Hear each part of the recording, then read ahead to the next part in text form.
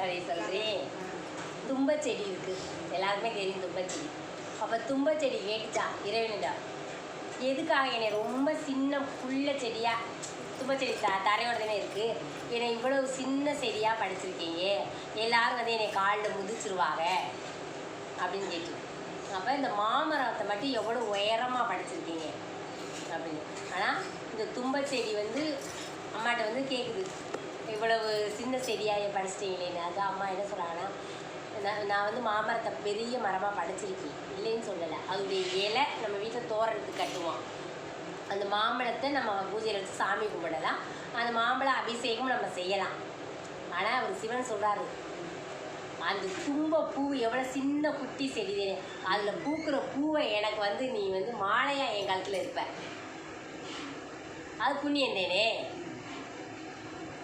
நீ கவலைப்பட்டுட்ட, உனக்கு நான் வரம் கொடுத்தே ஆகணும், அந்த பூவை வந்து நான் மாலையாக அணிவிச்சுக்கிறேன், அப்போ உனக்கு சந்தோஷம் தானே.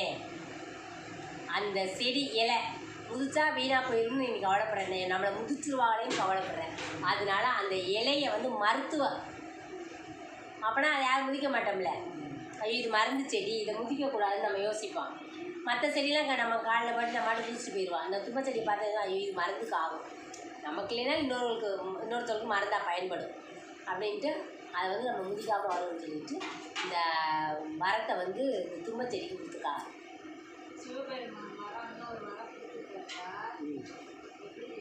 இது அந்த கடைப்பிடிட்டு சொல்லுவான், சரியா.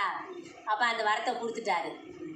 அப்போ அந்த இதுக்கு அம்மா என்ன அர்த்தம் சொல்லுன்னா, நம்ம நினைக்கிறோம் இவங்களுடைய இயலாமையை பற்றி நம்ம யோசிக்கிறோம். என்ன சொல்கிறோம்னா, இவங்களுடைய வறுமை, ஒரு சிலர் வறுமையில் வாழ்கிறது கஷ்டப்படுறதை வந்து நம்ம ஏளனமாகவும் நினைக்கிறோம்.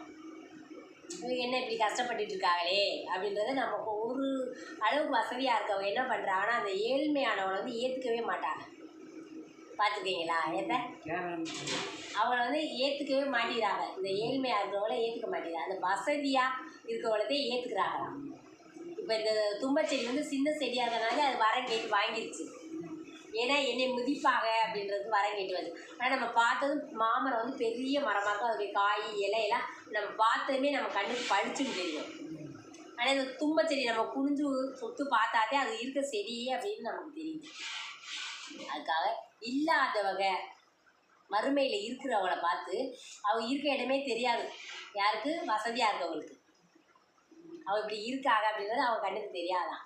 அதனாலதே இந்த தும்பச்செடி எப்படி வர வாங்குச்சோ அதே மாதிரி இன்னைக்கு இல்லாதவன்னு நம்ம யாரை வந்து நினைக்கிறோமோ அவங்கள் ஒரு காலத்தில் அந்த மாமரம் மாதிரி ஒசந்து வருவாங்களாம்.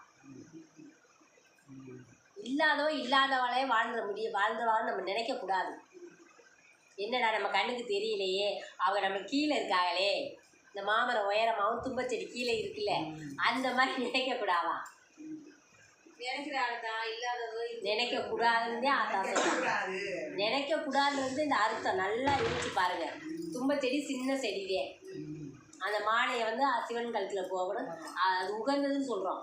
அது பூ எவ்வளோ வெள்ளையாக தூய்மையாக இருக்குது, அது எவ்வளோ திரும்ப இருக்குது. இருந்தாலும் அவர் கேட்ட வரத்தை கொடுத்துட்டாரு. அதே மாதிரி இந்த ஏழ்மையாக இருக்கிற நம்மளும் இந்த தாய்கிட்ட நத்தது மாரியாத்தாட்ட நாங்களும் இந்த மரம் மாதிரி ஒசந்து நிற்கணும்னு கேளுங்க. எங்களுடைய வாழ்க்கையும் எங்களையும் எல்லாரும் பார்க்கணும், சரியா. அப்போ நம்மளும் அந்த உயரத்துக்கு வருவோம்ன்ற நம்பிக்கை தெய்வத்திட்ட வைங்க. யார் ஒரு மனுஷன் வந்து தெய்வத்தை நம்பி வணங்குறோமோ அவளை அந்த தெய்வம் வந்து கைவிடாது. இந்த ஆத்தா நத்தத்து மாதிரி தாய் கைவிடவே மாட்டான். அதனால் நம்பி அம்மாவை எல்லோரும் வணங்கி எல்லோரும் நம்ம நல்லா இருப்போம், சரியா. வாங்க.